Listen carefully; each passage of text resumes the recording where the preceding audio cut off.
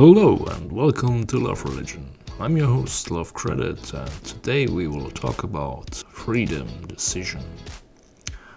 The logic for freedom decision is very easily described as decide for if I want X, then execute X.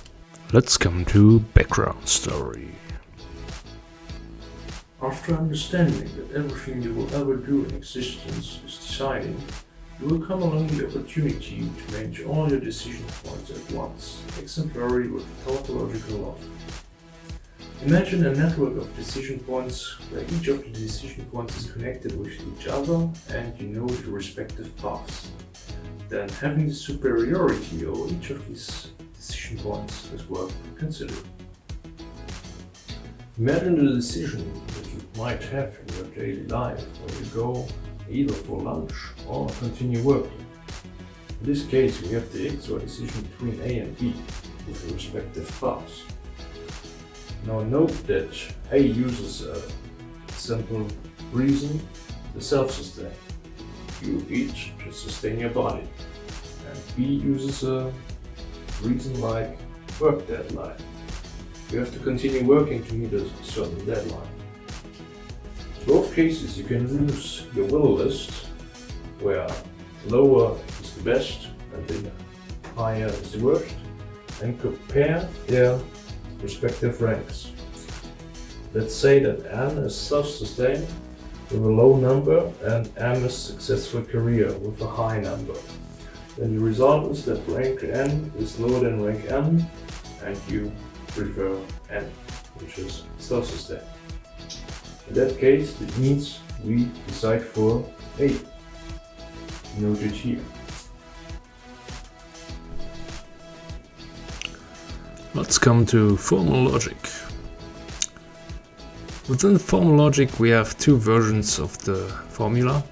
We have the freedom decision of X for exact 1, which is equal to if I want X, then do X, where we can also note that I want X is A and do X is B, and A implies B, as well as the tautological version, which is described as tautological freedom decision, which is equal to for all X element all, do FD of X, where FD of X points at the exact 1 version.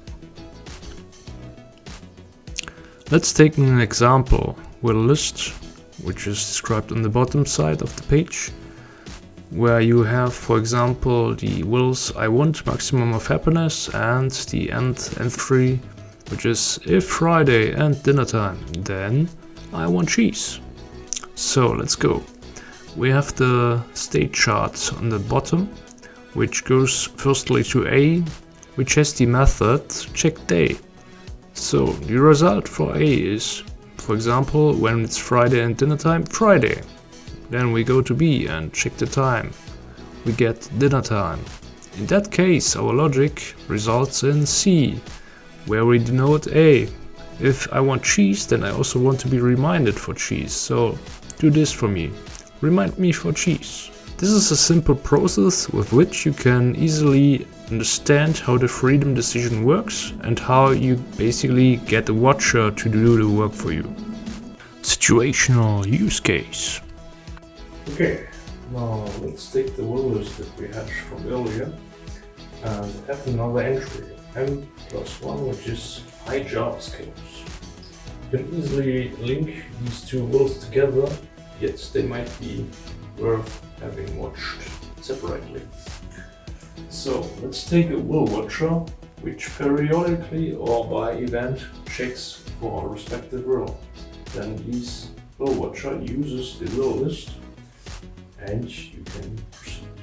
So in case that you accept the job offer for JavaScript, then of course your will for high Java skills might also change, thus resulting in the change of high JavaScript skills. In order to establish the superiority of you within your system, the regular report of important decisions to you is wise to have. So, implementing a will watcher for each of your wills is an important decision to do. So, at moment A, you have the respective wills. Then, if time passes, you get to a new state B with potentially new wills.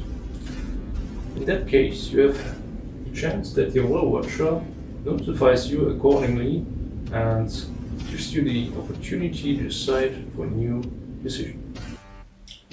Okay, let's come to the actual implementation, which is seen here. You can use a type like JavaScript if you like. You can use your own language, German, English, whatever you like. And you can use a type of denotation that's up to you. So I just briefly described here the first line, which is check conditions. Go for checking and make sure that the will you still have is valid. The rest is up to you. Okay, let's come to practical usage information. At first, writing down your wills makes them easily get more value and attention. So make sure that you keep it appropriately and updated. Give your wills a rank. That's an easy go up.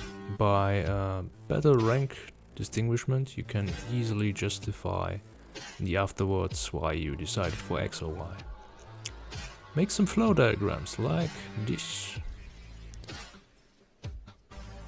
Flow diagrams help us easily to comprehend the chronology of events, so I recommend doing this.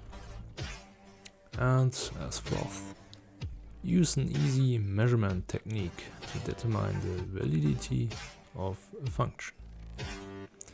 As an example, you might want to take switch on or light off, which are easily understandable as absolute values of something.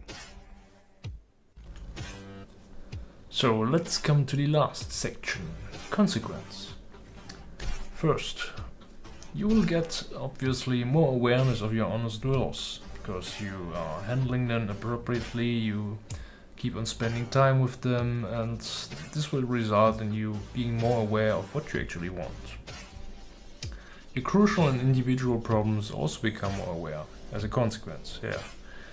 You can imagine it like this: the deeper you dig, the more you get out of it, which is also bound to the third point: beware the depth of the conscious made wills that you have. In general, you should be aware that the deeper you go, the higher the responsibility that you will get. Just like me, you might then be like, okay, I have this very powerful truth, I will keep it ongoingly. That's of course up to you. Just as a reminder, if you keep it ongoing forever, how will you ever notice the other side, right? Then we have, because you might simply change your will according to a situation X, you have to make sure that your credibility remains intact by providing justified reason in case you change your will. That means that it can be very easy for you to change your will if you are in a sticky situation, like that X describes, and it remains up to you how you justify a change. Just as a reminder and instruction for you, make it good enough so that your higher you remains intact.